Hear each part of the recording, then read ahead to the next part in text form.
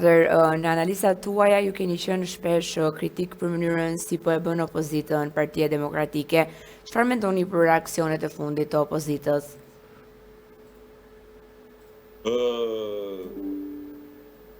Nuk mendoj se kam qenë kritik për mënyrën se si po e bën opozita PD-ja, sepse kam qenë gjithmonë partizan i idesë së protestave. Dhe se kohë kur thonin që protestat nuk në asgjë, duke jetuar në Perëndim e di që protestat janë ato që shkojnë dhe sensibilizojnë një publik më të gjerë dhe këndodhi. Pas protestave sot emri Ballukut nuk është i panjohur jo vetëm në Perëndim, por që nga Argentina deri në Japoni, nga gjithë lajmeve që morën pikërisht të emër pas protestave. Pra nuk jam kritik për sa i përket mënyrës së bërjes opozitës, jam kritik për sa i përket mungesës së alternativave, pra krahas denoncimit të metave ose të krimeve që ndodhin në Shqipëri, duhet po ashtu dhe një forcë konstruktive propozuese që po vonon të dalë. Berisha vijon me përjashtimet, por nga ana tjetër artikulon për hapjen e partisë dhe kërkon antarësime të reja. Sa sens ka kjo?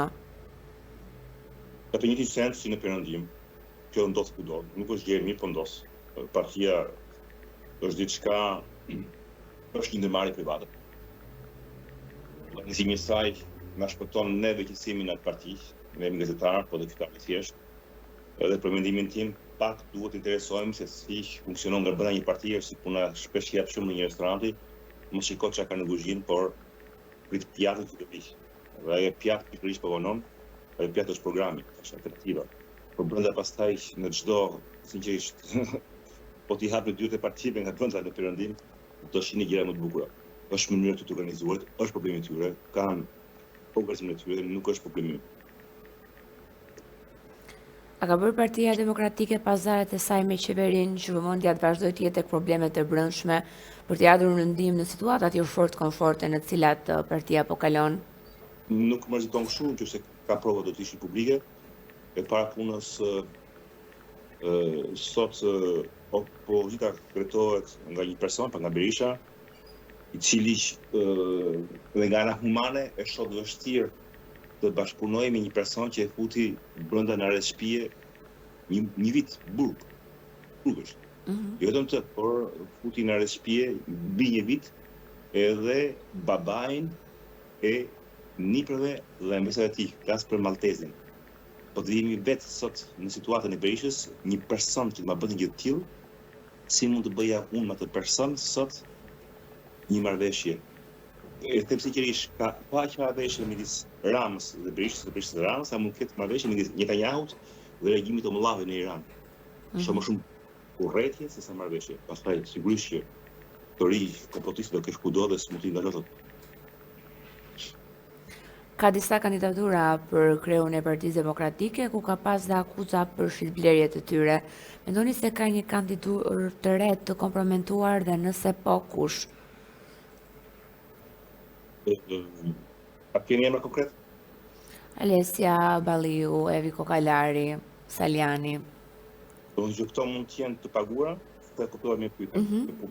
Të komprometuara, po. Të komprometuara. Nuk e di nëse janë të komprometuara apo jo, po secili ka drejt secili ka të drejtë të kandidojë për kryetar partie, por sigurisht secili ka drejt po ashtu dhe mos partia ka drejt po ashtu që dhe mos i fusë në listë apo mos i kandidojë, nuk është ky problemi. Evi Kokalari nuk ka më shumë në këtë rast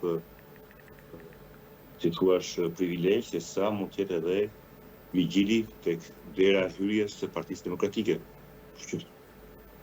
Nuk shoh asnjë problemi. Nuk shoh asnjë problemi, do të thotë që mund të jetë të komprometuar, por që edhe çfarë pastaj? Pastaj në një moment ka një cikël, është partia që vendos, pastaj partia shkon dhe e trafikon votën, po dhe njëherë problemi i tyre brendshëm. Dhe njerëz më intereson fare ose s'duhet i interesoj fare qytetarëve, ky është mesazhi që jap. Nuk e intereson fare se si dhe njerëz se si organizohet kuzhina e një restoranti, më intereson mënyra fare të mënyrës. Po mbrapa do çfarë të duan partia e tyre. Dhe një në Francë, po jap një shembull, partia më e madhe në Francë sot, mbasi në Evropë, është partia e zonjës Le Pen. partia numër 1 nga ana numerike në parlamentin francez. Fuqia më e madhe politike europiane. Dhe ajo është sot partia më diktatore europiane. Kjo se pengon atë parti sot, është partia më e votuar në Francë. E nuk e besoj se francezët kanë një kyç, një intelekt më të ulët se shqiptarët. Dhe njëherë, në Francë, prandaj nisim nga ideja se na duhet fare ç'bën partia nga pronto, na duhet dhe një çfarë ofron ajo. Kjo parti sot ofron kjo Le Penin diçka që u pëlqen me sa duket shumicës francezëve, që është lufta kundra imigracionit e kaq. Pas e mbrapa që zë një Le Pen, ka të parti nga Iati, dhe ta shikon pastaj kushturi të tjerë që s'ka të parti nuk ka fare zgjedhje, është parti familjare. Kjo në Francë nuk shqetëson njëri. Edhe një mesazh kanë për shqiptarët.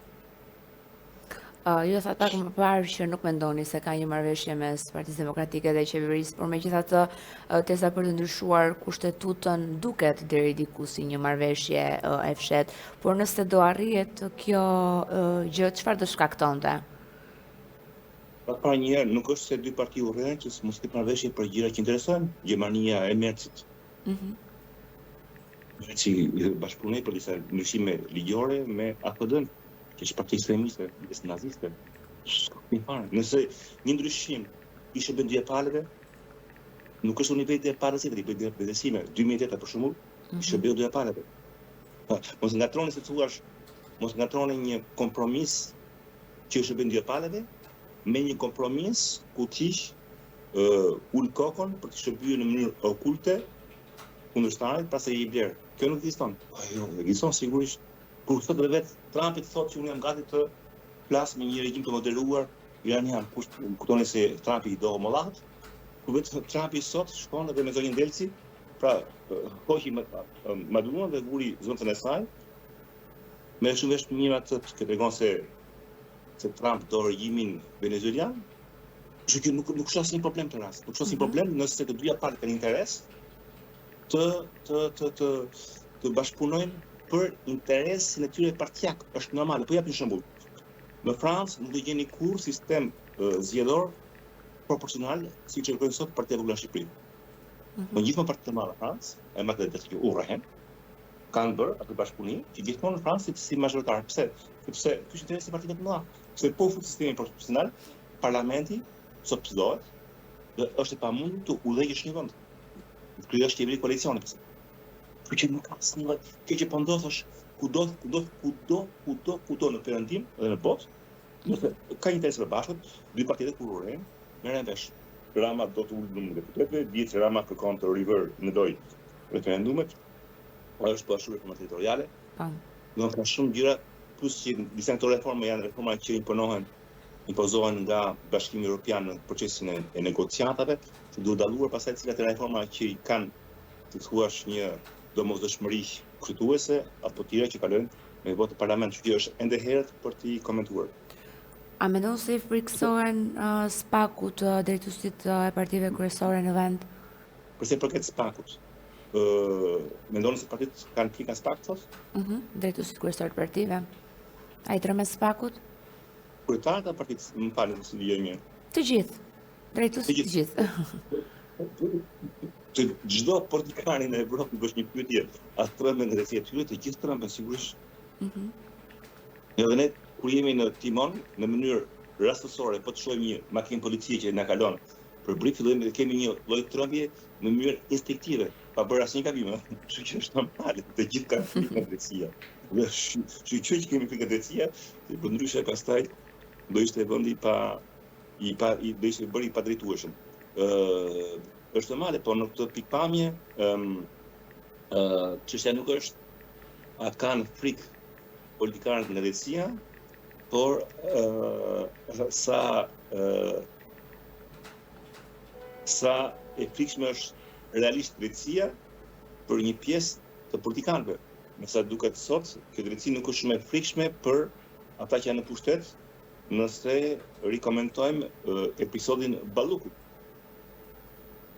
që në mënyrën më flagrante u mbrojt nga ekzekutivi dhe nga legislativi, kështu që çështja nuk është a ka frikë, çështja është se a është këtë drejtësi sot, si ka e tha për La Fontaine's, po aq e fuqishme me të fortët ta çësh me të jo të fortët. Pra, ata që kishin mbrojtje, Maltezi, Meta, Berisha, Beleri, përfunduan ose pas hekurave ose në arrest shtëpie, po ashtu edhe ministrët që kishte shumë vlerë si puna e Elefsir Kokos ai pas hekurave, të tjerët që janë të fortë, që kanë mbështetjen e të fortë që zonja Balluku, asaj nuk i hyri asnjë gjend në këmbë, kështu që ky është konkluzioni për mendimin tim, më shumë se sa kanë apo s'kan fik politikanët në drejtësia.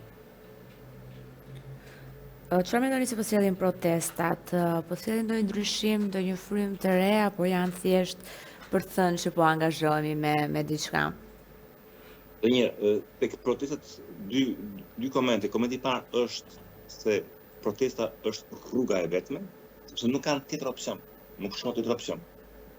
Dhe një tjetër opsion do ishte një lloj opozite në parlament në mënyrë normale, alla europiane, si do kudo, po në parlament opozita bëhet pikërisht duke kërkuar komisione hetimore parlamentare për shumë gjëra që nuk shkojnë. Ju shikoni fare më që jo vetëm komisione hetimore parlamentare nuk ka, por dhe shpesh kryeministri që s'ndodh në perëndim e neglizhon dhe e përbuz parlamentin as shkon fare as në seancë. Kështu që nëse nuk arrin do ta bësh opozitën në mënyrë civile në parlament, po të bësh në rrugë. Pra është e detyruar.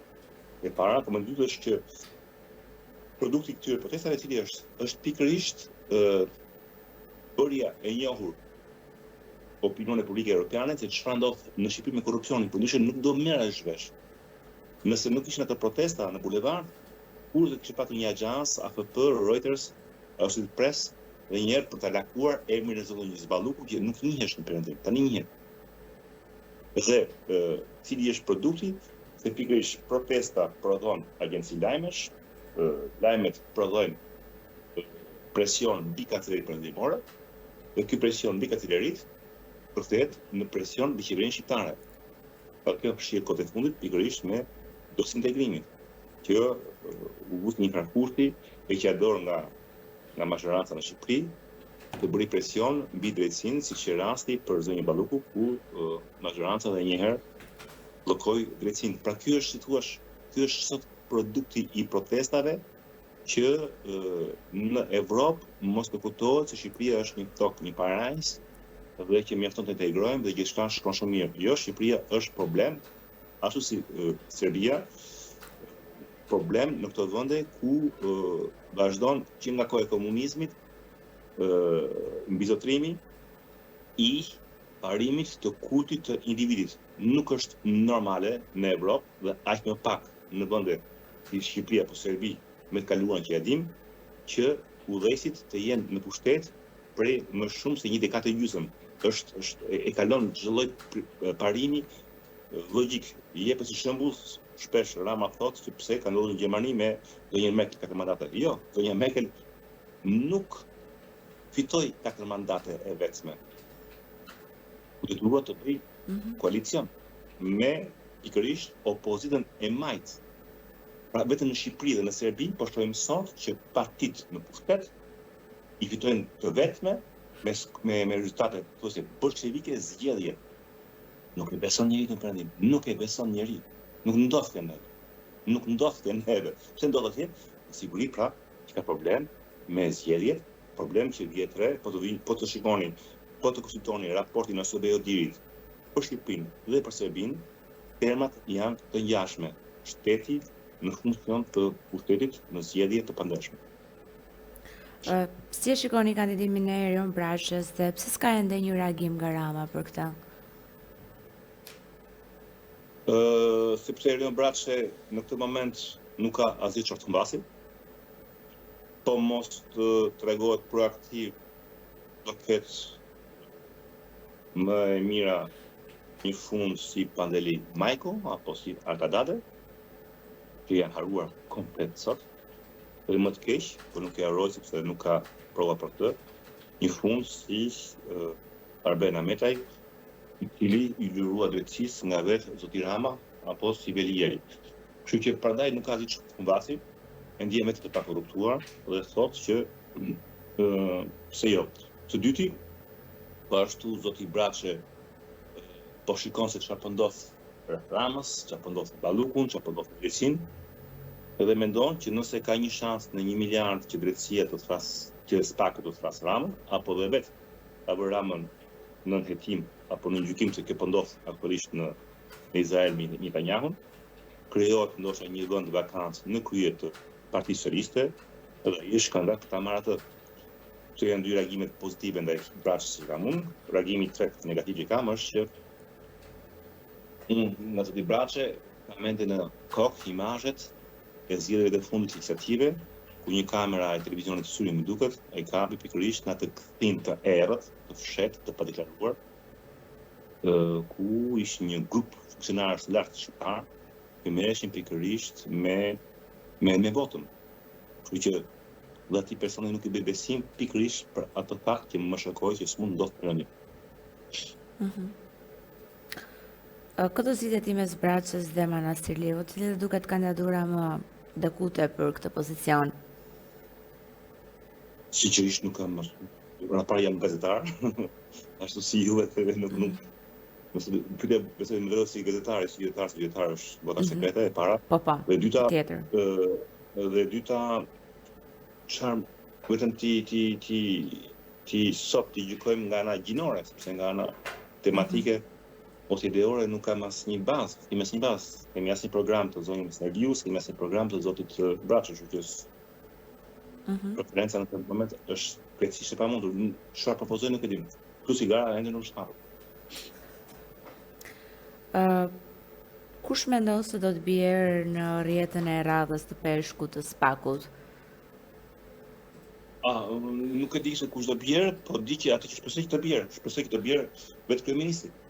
Pse është më i palagur në këtë pikë, në këtë fushë. Të gjithë ushtarët rreth tij janë sirur apo janë hetim, ai vetë nuk është marrë asnjë pyetje dhe kjo për mua kjo është e paimagjinueshme. Dhe një kur krahasoj me një demokracinë izraelite, kur dhe një sot kryeministri izraelit paralisht që bën luftën kundër Iranit, shkon dhe paraqitet në sallë gjyqit, në gjyqim. Që në Shqipëri kjo është e paimagjinueshme. Apo në Spanjë, ku desh laku ngushtuar rreth kryeministit francez, jo për të, por për gruan e tij. Në Shqipëri për Ramën nuk ka gjë, nuk po i hyn as edhe një gjëmb në këmbë dhe e quaj këtë të pakuptueshme nga ana e SPAK-ut. Kështu që ai i radhës është një pyetje po aq hipotetike sa cili do të jetë hapi i radhës së Trumpit me Iranin. Nëse marrim aty, pse sepse dhe një SPAK sot, nuk kam bindjen që ky SPAK sot vepron sipas urdhrave që merr nga jashtë. Qëse urdhri i ka thënë që shiko do shkosh deri tek Rama, zhjën me pas, merr bëj, dhe bëjmë. Qëse i thonë që shkoj te Rama, do shkoj te Rama. Dhe besoj që ky urdhër ende si ka ardhur nga Washingtoni. Ka që është e gjitha, Washingtoni sot për mua më duket sikur është në një gjendje, thuash, neutraliteti me kryeministrin. Besuam fillim se Trump do ta godiste qeverinë e Rama, por nuk ndodhi, kështu që më sa duket, SPAK-u dhe njëherë do vazhdoj të hulumtoj, të peshkoj, të gjuaj në ujërat përreth Ramës, por nuk do shkojë deri te kryeministri, gjë që nuk është normale për sa i përket karakterit të aferave që po hetohen, të cilat implikojnë të gjitha me dashje pa dashje, një firmë apo një autorizim të kryeministit. Shumë faleminderit për intervistën. Merci, po ashtu.